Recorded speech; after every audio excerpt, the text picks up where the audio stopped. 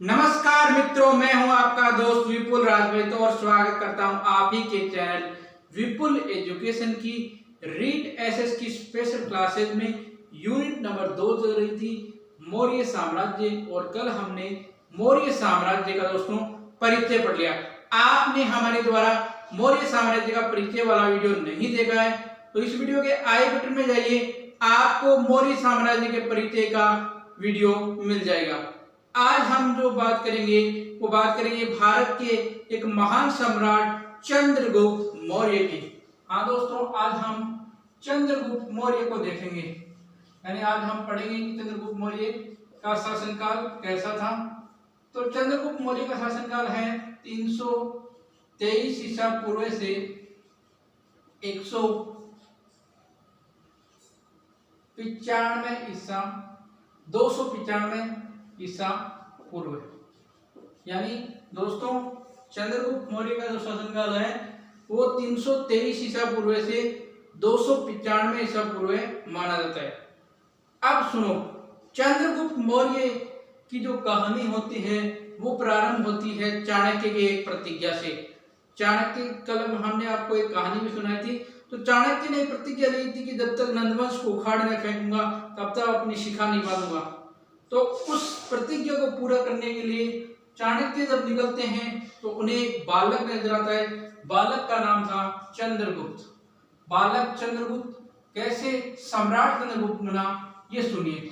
बालक चंद्रगुप्त अपने दोस्तों के साथ एक खेल होता है राजकिलम।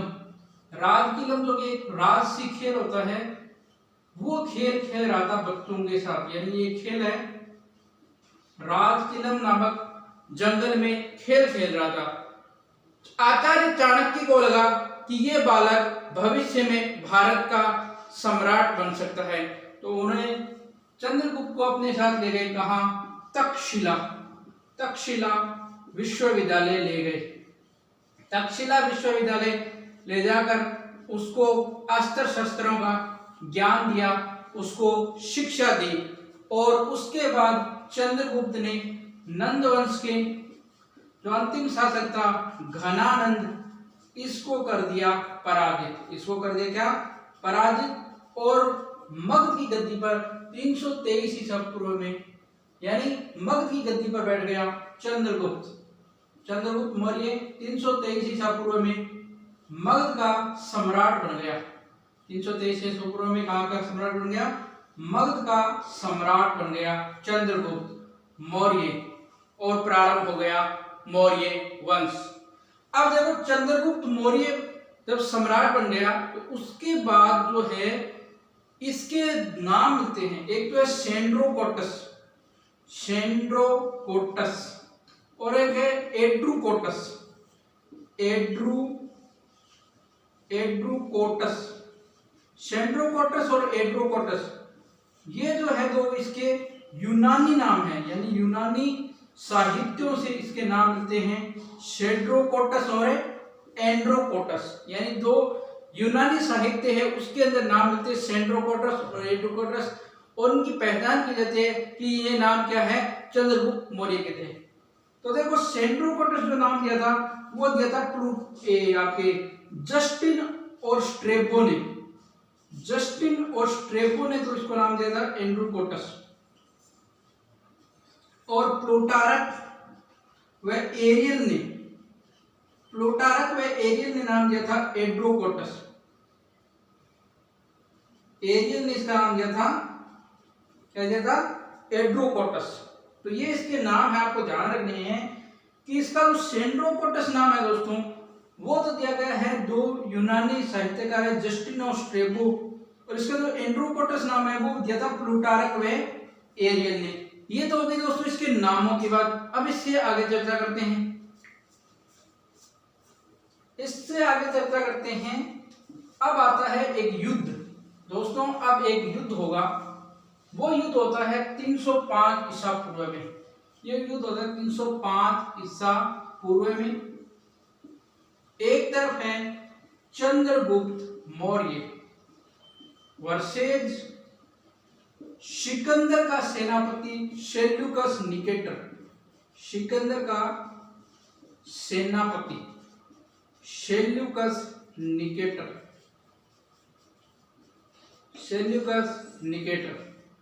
चंद्रगुप्त और सिकंदर के सेनापति सेल्यूकस निकेटर में 305 ईसा पूर्व में एक युद्ध होता है और जिसमें चंद्रगुप्त विजेता और सेल्यूकस निकेटर पराजित हो जाता है, यानी हार जाता है। अब इसके बाद कुछ संधियां होती हैं, कुछ समझौते होते हैं। तो समझौते में ये जो सेल्यूकस निकेटर है, इस चंद्रगुप्त को काबुल,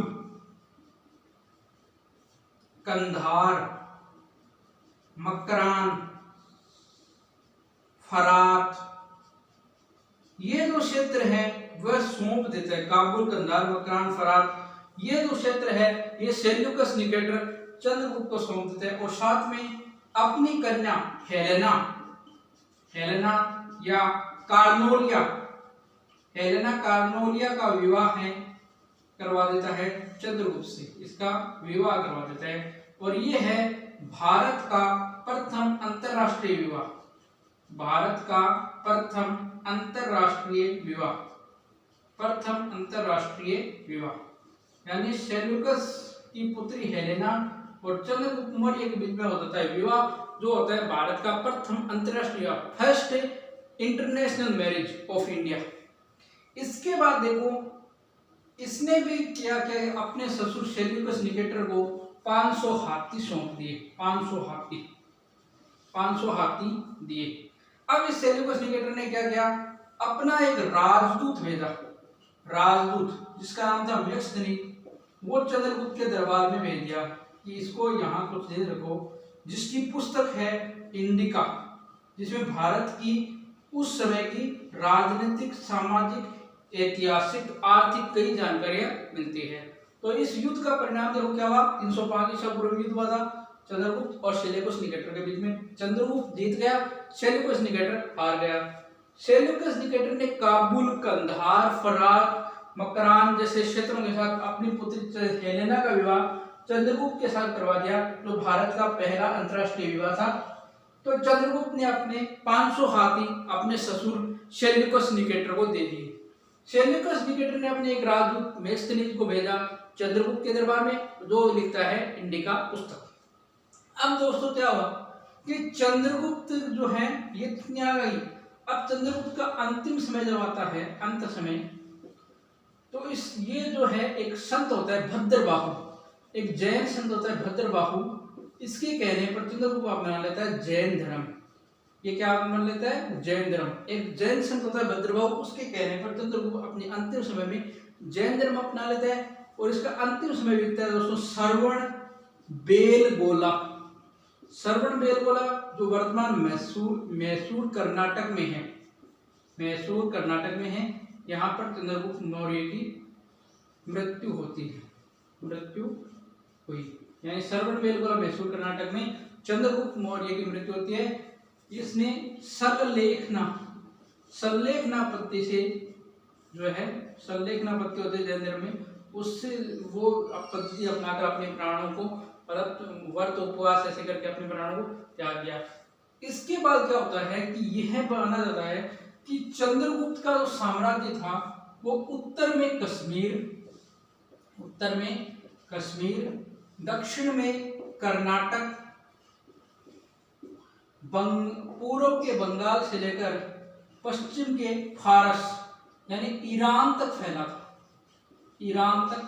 था, ऐसा इसका साम्राज्य माना जाता है। ये कश्मीर से लेकर कर्नाटक और बंगाल से लेकर ईरान तक फैला था, जिसके लिए विंसेंट स्मिथ ने एक कथन कहा। विंसेंट स्मिथ एक विद्वान होता है जिसने एक कथन कहा है, इसने कहा है कि चंद्रगुप्त का साम्राज्य की वैज्ञानिक सीमा तक था,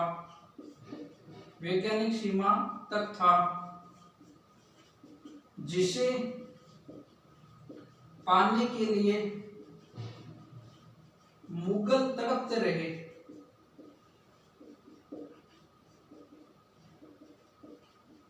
और अंग्रेज आहें भरते रहे।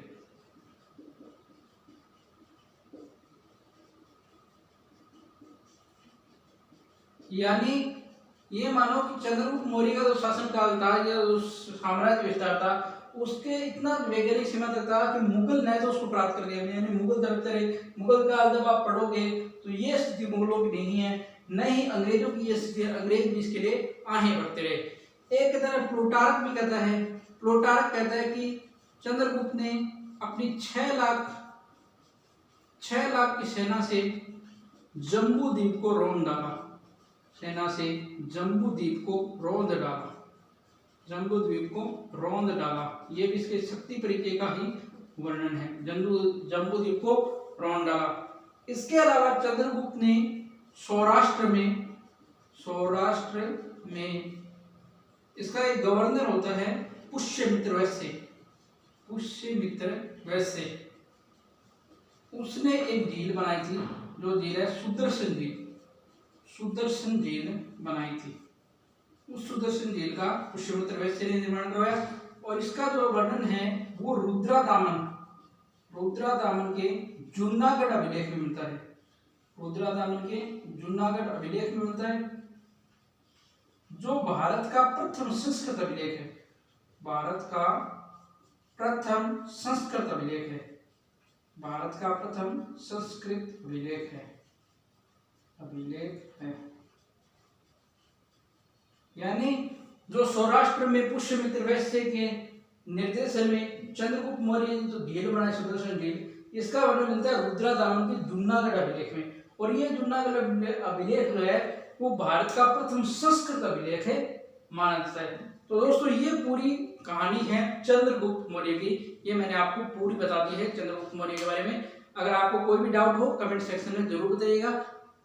यह था आज का वीडियो पसंद आए तो वीडियो को लाइक करें, शेयर करें, कमेंट करें। चैनल को सब्सक्राइब नहीं किए तो चैनल के सब्सक्राइब बटन को प्रेस करके बेल आइकन को भी प्रेस करें। धन्यवाद दोस्तों, जय हिंद, जय भारत, घर रहे, स्वस्थ रहे।